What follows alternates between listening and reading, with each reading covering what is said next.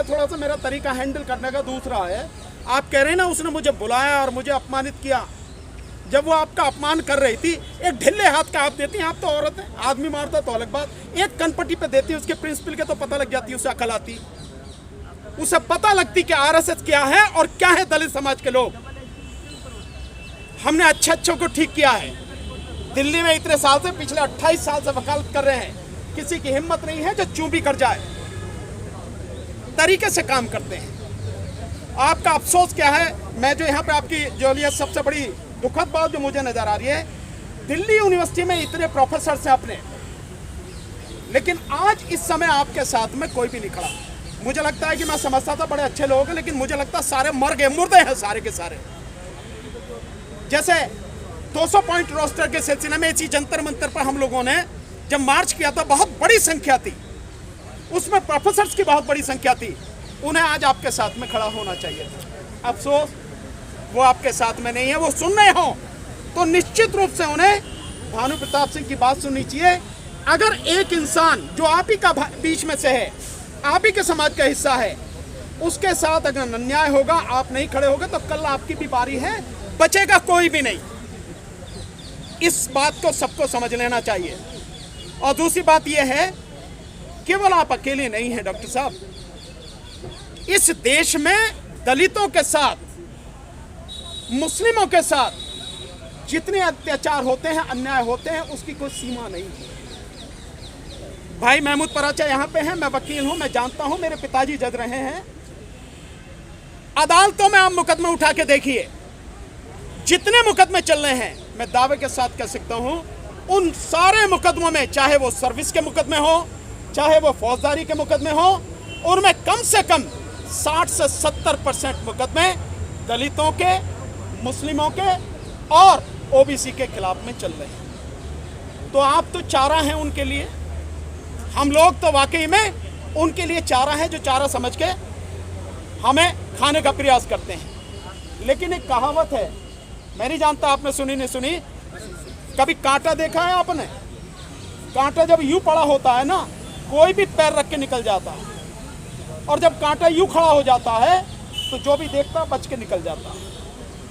इसको भी समझना चाहिए। अभी हमारी जो ये छोटी बहन नेहा भारती कह रही थी कि हम लोगों को समझना चाहिए और हम लोगों को मजबूती के साथ में खड़ा होना चाहिए, वो बिल्कुल सही कह रही थी। क्योंकि अगर आप मजबूती से खड़ा नहीं होंगे तो कोई भी आपके साथ कुछ भी करके चला जाएगा। और इस समाज का सबसे बड़ा दुर्भाग्य यह है कि न केवल जो साथी होते हैं डिपार्टमेंट के, बल्कि उसके साथ साथ जितने भी नेता हैं, मैं बहुत पर्सनल रूप से जानता हूं, चाहे संसद में बैठे हुए एमपी हों, राज्यसभा या लोकसभा के, और चाहे विधानसभा में वो हों एमएलए और एमएलसी, सारे के सारे मुर्दे हैं, सारे के सारे गुलाम हैं, बंधुआ मजदूर हैं। जब समाज की बात आती है, कोई किसी के साथ में खड़ा नहीं होता और वो व्यक्ति अकेला ही लड़ता रहता। दम होता है तो जीत के निकल जाता है, नहीं तो नहीं। मैं एक उदाहरण बताऊंगा आपको, उससे समझेंगे। व्यक्तिगत उदाहरण, मेरे पिताजी यहाँ पर एडिशनल डिस्ट्रिक्ट एंड सेशन जज थे दिल्ली में।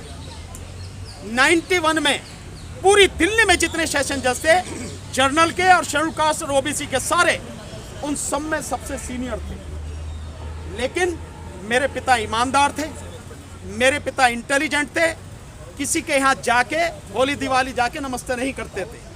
अपना काम है करना, ईमानदारी से करना है, और ऊपर से मतलब ईमानदार, इंटेलिजेंट और हैकर, और वो भी शेड्यूल कास्ट, तो फिर कैसे कौन बर्दाश्त करेगा। 93 में पापा को कंपलसरी रिटायर किया, बिना किसी कसूर के, बिना किसी कसूर के। दिल्ली हाई कोर्ट में 7 साल तक मुकदमा लड़ा हमने, 4 साल मुकदमा चला, 27 बेंच बदली, 36 जज बदले, 1 महीने तक बहस हुई और जजमेंट रिजर्व रख लिया। 3 साल बाद जजमेंट दिया, जब मेरे पिताजी सुपरएनुएट हो गए, यानी उनकी नौकरी का टेन्योर खत्म हो गया, 60 साल हो गई।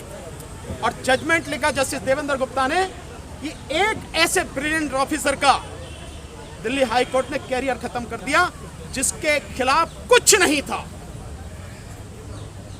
सब कुछ ये होने के बाद। और फिर उसके बाद में हाई कोर्ट अपने ही फैसले के खिलाफ सुप्रीम कोर्ट गई। सुप्रीम कोर्ट में जस्टिस लाहौटी, आरसी लाहौटी, उन्होंने बहुत कस के हाई कोर्ट को लताड़ा कि इतना ब्रिलियंट एक ऑफिसर, उसका पूरा कैरियर खत्म कर दिया, और अब उसके लिए आपकी बेशर्मी ये कि आप यहाँ आए हैं सुप्रीम कोर्ट में। आप ये पिटीशन वापस लीजिए, अगर हमने ऑर्डर पास किया तो आपको दिक्कत होगी। वहां से भी हम जीते, हुआ क्या, नतीजा क्या हुआ? ये तो ठीक है कि हमें अदालत से न्याय मिला, पर 91 में अगर मेरे पिताजी हाई कोर्ट जज बनते तो सुप्रीम कोर्ट जज बनने से कोई नहीं रोक सकता था। एक ब्रिलियंट ऑफिसर का, क्योंकि वो शेड्यूल कास्ट था, ईमानदार था, हैकर था, इंटेलिजेंट था, बोलने वाला था, लड़ने वाला था, गुलामी करने वाला नहीं था, उसका कैरियर चौपट कर दिया। जो समाज को उसका लाभ मिलता, जो लोगों को न्याय मिलता, वो कुछ नहीं मिला। तो डॉक्टर रितु, आप अकेले नहीं हैं, इस सारे सब कुछ है। और मैंने उसी दिन तय किया था, मैं उस समय आईएएस की तैयारी करता था, मेरे एग्जाम थे, मैंने उसी दिन तय किया कि आज के बाद आईएएस का एग्जाम नहीं दूंगा। मैं ऐसा कोई काम नहीं करूंगा जिससे मेरी गर्दन किसी के हाथ में हो और मुझे किसी की गुलामी करनी पड़े।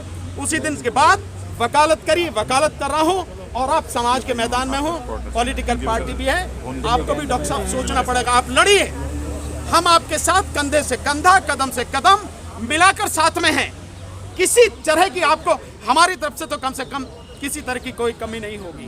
तन मन धन हर तरह से हम आपके साथ में हैं, लेकिन हमें और कुछ काम करना पड़ेगा। मैं जानता हूं इस संघर्ष में, ये जो सारा संघर्ष है, हम लोग ये भी प्लान कर सकते हैं, बाकी देखेंगे अब किस तरह से और क्या होगी, कि हम यूनिवर्सिटी का वीसी का घेराव करें, क्योंकि आपके केस में बड़ी एक अजीब बात है, प्रिंसिपल ने आपको हटाया है।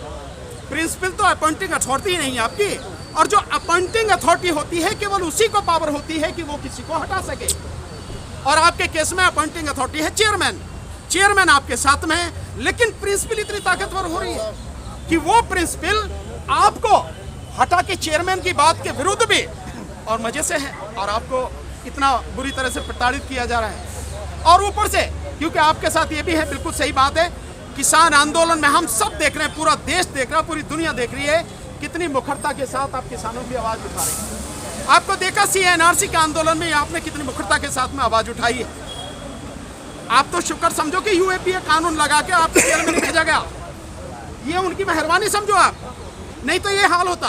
तो जो व्यक्ति, अब आप देखिए कितनी क्वालिटी है, number 1 schedule caste, number 2 intelligent doctor पढ़ी लिखी, नंबर 3 महिला, नंबर 4 सरकार के खिलाफ बोलने की हिम्मत रखने वाली, नंबर 5 आंदोलन करने वाली, इतनी सारी खूबियां लेके, और ऊपर से दलित, इतनी सारी खूबियां कौन बर्दाश्त करेगा?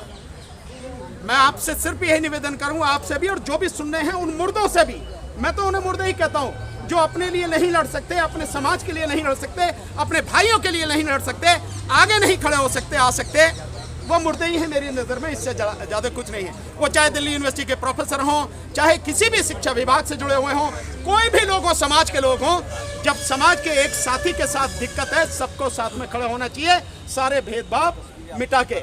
पर मैं आपसे यहाँ निवेदन ये करना चाहूँगा, सिंपल, आप अपनी लड़ाई लड़िए, हम भी आपके साथ मिलकर लड़ेंगे, और हमें उम्मीद है कि हम निश्चित रूप से इसमें सफल होंगे, कोई शक वाली बात नहीं है।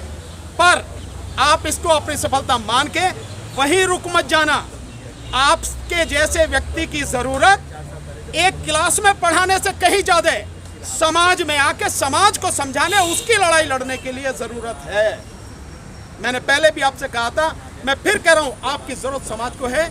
नेहा जैसी जो छोटी बहन है, ये हमारी नवदीप कौर जो है बहन, इनकी जरूरत समाज को बहुत ज्यादा है। तो आप केवल यहां तक नहीं, ये लड़ाई तो लड़नी है, छोड़नी नहीं है, लेकिन अपना दायरा, अपनी सोच इससे आगे निकालिए। समाज को बहुत जरूरत है आपकी, उस लड़ाई के लिए अपने आप को तैयार कीजिए। और इसी के साथ आप में से किसी का कोई सवाल हो आप पूछ सकते हैं। और मैं फिर कहूँगा, डॉक्टर रितु, आप अपने आप को अकेला ना समझें, हम सब आपके साथ में हैं, पूरी ताकत से साथ में हैं। जो भी हमसे सहयोग मदद चाहिएगी, हर समय 24 घंटे आपको उपलब्ध रहेगी। बहुत बहुत शुक्रिया। जय भीम, नमो बुद्धाय।